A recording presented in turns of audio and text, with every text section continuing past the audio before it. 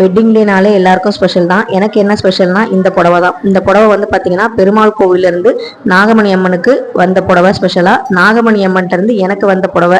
இந்த புடவை வந்து நான் பொங்கலுக்கு கட்டலான்னு வச்சுருந்தேன். ஆனால் பொங்கலுக்கு எங்களால் கட்ட முடியல, பொங்கல் வைக்கக்கூடாது பங்காளி தீட்டு அப்படின்னு சொல்லிட்டாங்க.